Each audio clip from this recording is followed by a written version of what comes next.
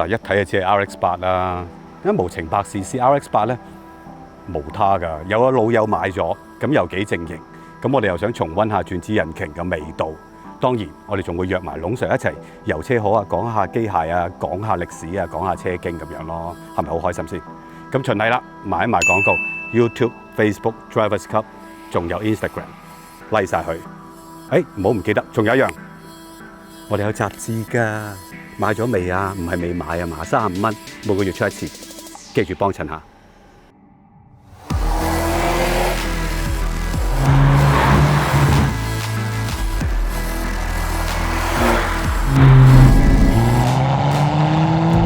近年咧，香港就多咗好多 JDM， 其中一部最熱門嘅就係 RX-7，咁啊越賣越貴啊！而家我有個朋友都買咗部，咁佢係咁喺度改，係咁喺度改，咁啊令我諗起啊轉子引擎都好耐冇揸過，一來停產咗好耐啦，二來想揾部原原裝裝嘅又真係幾困難。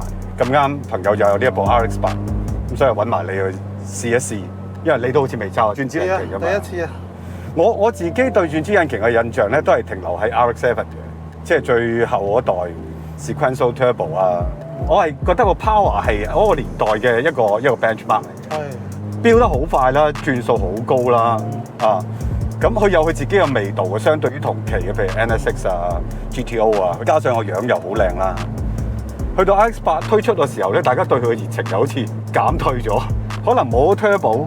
但係呢架車其實講真，佢又好認真咁去做，佢解決咗譬如上一代 RX-7嗰個油耗嘅問題啦，解決咗部分啦，廢氣嘅問題啦。先唔講我自己嘅感受先啦，你係第一次揸嘅，你又覺得點咧？我哋傳聞中嗰啲轉子特性咧，啟介嗰架踩落去噴火嗰啲咧，呢架係冇喎，呢架佢個低扭咧係好順啦。我只可以講話，咦架車係快上快落喎個 engine。同埋咧，去到後面咧有3000轉備用資金喺度俾你隨時攞出嚟使。你往往係覺得，咦我唔想轉波繼續踩上去咧，都仲可以一路係咁上。呢一個咧係最令人哋覺得過癮嘅事情啦。我自己頭先揸咧都覺得，我拖住個3波行5000轉，我係覺得佢好鬆嘅。即係同樣譬如往復式引擎4盤嘅，你試下3波5000轉，你係覺得個引擎係有啲辛苦嘅操作。但係呢架你5000都覺得冇嘢，你咪繼續踩咯。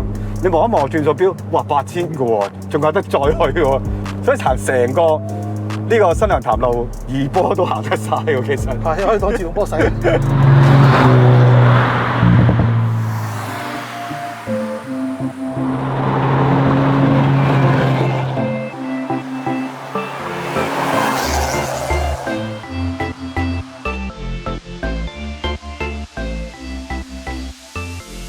除此之外咧，你覺唔覺呢副引擎嗰個機件嘅運作惰性係好低嘅咧？係啊，呢部 engine 咧2大特性咧，就係第一咧快上快落。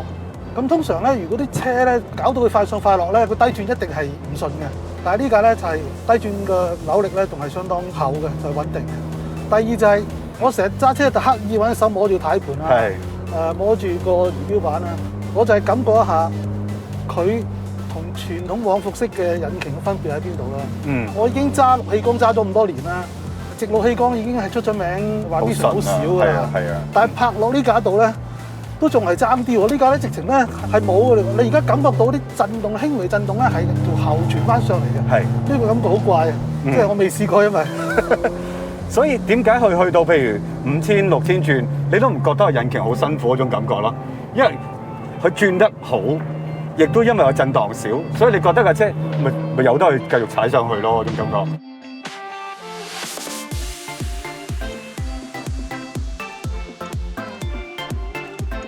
不過咁喎，轉子引擎一路都俾人詬病嘅就係佢個耐用性問題啦、油耗問題啦，係咪真係冇得搞咧？其實即係應該咁講，佢轉子引擎咧，佢係一個完全唔一樣嘅引擎。你應該講下佢有乜嘢特性係包括係即係相對於傳統嘅往復式引擎嘅好處都話唔好處係嘛？係。咁佢個好處 power density 夠晒大啦，即係細部一部 engine 佢可以發揮好大嘅馬力啦。係。佢轉數可以去到好闊，所以咧佢個 power band 咧，儘管佢個扭力嘅偏唔係好高，但係係好闊嘅。咁咪好好用咯。咁但係你要做到咁樣咧，就要代價啦。譬如佢冇 WAV overlapping 咧，佢有啲 port overlapping，佢要靠咁樣索啲油過去。咁但係佢太近太快，所以有啲油就索走咗，佢個死喉就燒咗。咁所以個耗油量就自然會大翻啲啦。2010年甚至而家2020年咧，大家都話我個 power band 唔需要咁闊嘅，我8波9波10波而家啲波箱。最緊要咧就係喺正某一個最高效率嘅轉速裏邊運作，咁個 engine 係最慳油啦，最少排放啊。其實咧 rotary engine 咧你要做咧都唔係冇可能嘅，我哋都可以揾到一段係最適合佢運作嗰段，然之後我哋將嗰個 port 咧 set 到佢啱啱好咧，就喺嗰段去運作咧，其實都可以揾到一個好好嘅效率嘅區域出嚟嘅。而家仲有機會出現 rotary engine 嘅就係啲 extender， 即係擠落個電車度，係啦，揾個 rotary engine， 即係喺邊都得，跟住就係咁供電俾發電機，因為小型發電機嘅。我哋一架車係一個彈弓晾住嘅系統嚟嘅。如果你有個震源係緊要嘅話咧，你放咩少少架車都震得好交關。但係 rotary engine 咧唔多震噶嘛，咁你咪放邊度都得啦。然之後我將佢 set 到某一個轉數係啱啱好，淨係用嗰個轉數嚟行要嚟發電。咁呢個咧可能都係出路嚟嘅喎。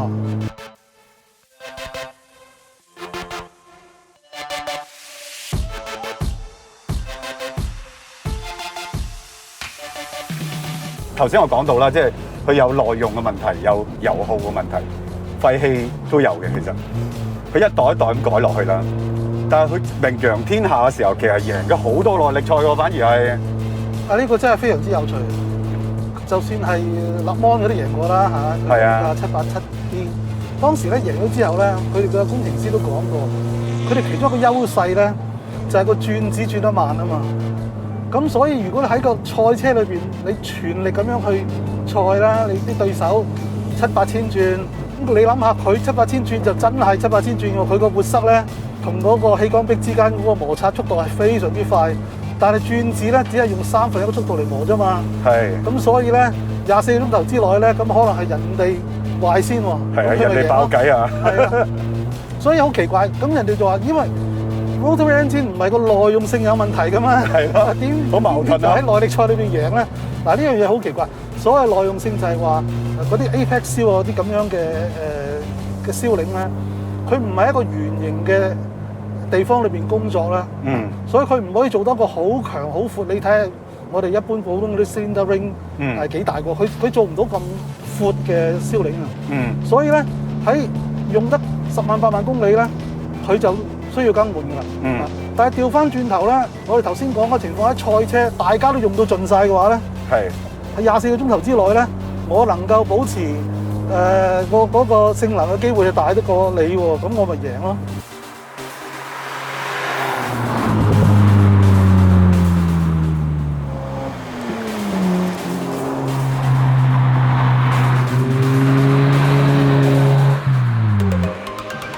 將轉子引擎真係變做一個 consumer product， 係萬事得先做咗出嚟啫。咁佢第一步擠出嚟嘅就係 Cosmo 啦，咁6幾年。咁但係去到全球性嘅轉子引擎車，其實應該係 RX3嗰啲房車嘅。但係到後來咧，差唔多所有轉子引擎都係擠咗落去高性能車嗰度。咁可能呢個同善用佢嘅特性有關係啦。但係去翻呢部 RX8啊，點解係4門？其實嗰陣時 Ford 係一個大股東，班工程師偷偷摸摸揾部 MX5 擠個轉子落去，想延續呢個轉子嘅生命，就俾人發現咗。啲管理層睇都發覺，咦有得搞喎！但係得一個要求就係一定要4門。咁結果就做咗呢部車出嚟啦。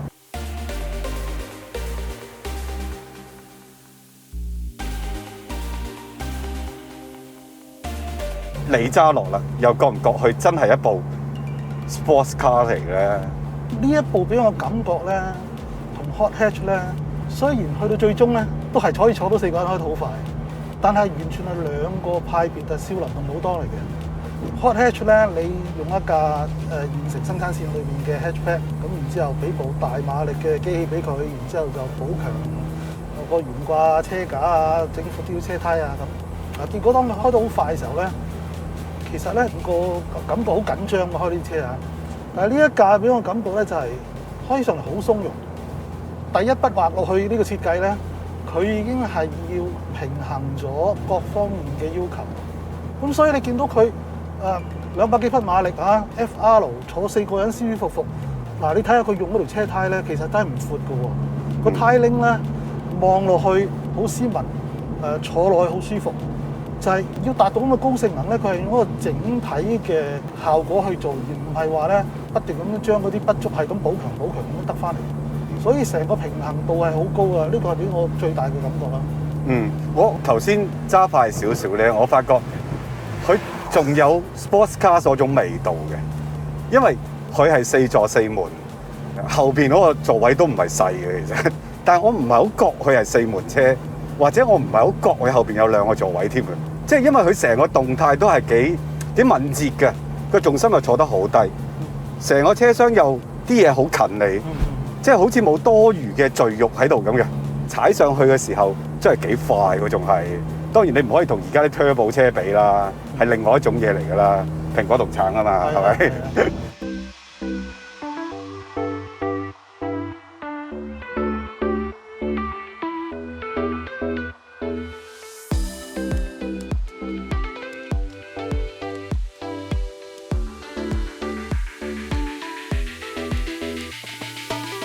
嗱，架車成20年，你覺唔覺得車架到今日都仲係幾 OK 嘅喎？呢架車本身嘅保養質素，我覺得係好正喎。係啊，我感覺唔到嗰啲底膽嗰度有啲咩虛位喎。你唔係好覺得佢 aging 嘅喎嚇？係啊，佢本身成個設計咧，頭轆係雙搖臂，車尾係多連杆，一開始就好有心機咁樣做一部操控好嘅車嚟。再加上咧，呢個車本身個保養又好，10幾年嘅車，其實我相信同新車嗰個性能咧差唔多太多啊。係，所以我哋好有幸啊，可以感受到當年新車落地嘅大部分嘅感覺。但係咁講喎，到今時今日，如果想買翻部咁上下年份嘅 RX8，都係幾萬蚊嘅啫，可唔可悲啊？你覺得？佢始終嗰個維修係令到好多人卻步啊。咁其實都唔係一件壞事嚟嘅，令到啲有心人咧可以負擔得起。而家咧開始多有啲車房係識整轉子引擎嘅。如果早10年8年，你真係揾唔到嘅。咁另外，如果係要買 let's say 呢一部 RX8，咁我哋嘅朋友都話俾我哋聽，其實最驚係個引擎嗰個 Apex Seal 嗰個問題啦，即係嗰個漏油嘅問題啦。如果你好擔心嘅，買嘅時候嚴謹啲嘅，你可以拎去車房俾人 check 下嗰個氣缸壓縮嗰個力係夠唔夠啦。如果係正常嘅話，即係佢嘅漏係冇咁嚴重嘅。另外咧就係 RX7 有嘅普遍問題就係嗰個熱力嘅問題啦，即係引擎好熱，滋生咗好多其他嘅副問題出嚟。咁喺 RX8 咧其實改善咗嘅，咁所以冇咁多 RX7 呢啲因為熱量而產生嘅一啲小毛病，所以反而呢一個就唔使太擔心。如果你真係擔心嘅話，買咗嘅時候真係好似呢一部車咁裝咗個溫度錶喺度，睇下佢個水溫有冇一啲好異常嘅高溫，其實定期 check 住就得㗎啦。最後一樣嘢要睇嘅咧，就係佢嘅偈油啦，因為佢真係會燒咗啲偈油嘅。定期更換甚至密少少更換偈油係最好嘅。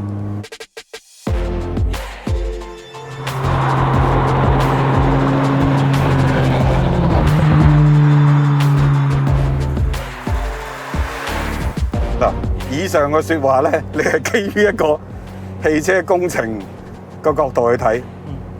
咁如果作為一個真係駕駛者去睇咧，呢個引擎咧，係咪應該仲保留咧？